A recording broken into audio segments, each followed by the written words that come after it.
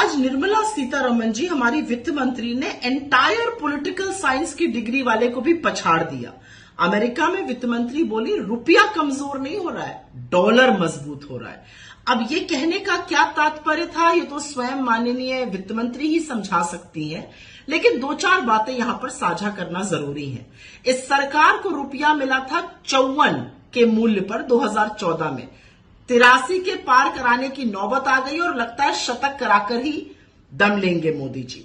दूसरी बात, रुपए को मजबूत करने के लिए पिछले 10 से 11 महीने में $100 बिलियन खर्चा किए गए हैं, लेकिन रुपया संभल नहीं रहा है, मजबूत नहीं हो रहा है, क्योंकि विदेशी निवेशकों को भारत की अर्थव्यवस्था पर और मोदी सरकार की नीतियों पर रत्ती भर भी भरोसा नहीं है।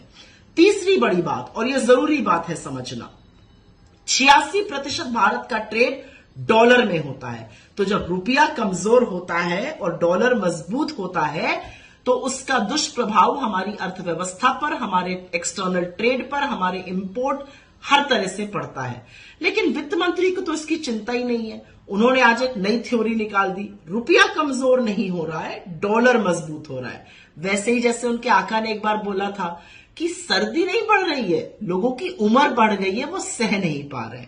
खैर, मुझे ऐसा लगता है कि कमजोर होता रुपया महंगाई को बढ़ाता है, टूटता होता रुपया आपके खाने की थाली तक को प्रहार करता है, और इसलिए वित्त मंत्री को इस तरह के बयान देने से बचना चाहिए। लेकिन लहसुन प्याज वो खाती नहीं है, रुपया जो है वो कमजोर हो नहीं रहा है, बेरोजगार है नहीं, फ्री फंड का खाना मिल रहा है, महंगाई कहीं दिखती नहीं है, यही सब बातें कहकर काम चलाया जा रहा है। देश की जनता जूझ रही है तो जूझ रहे, उनसे उनको क्या मतलब है।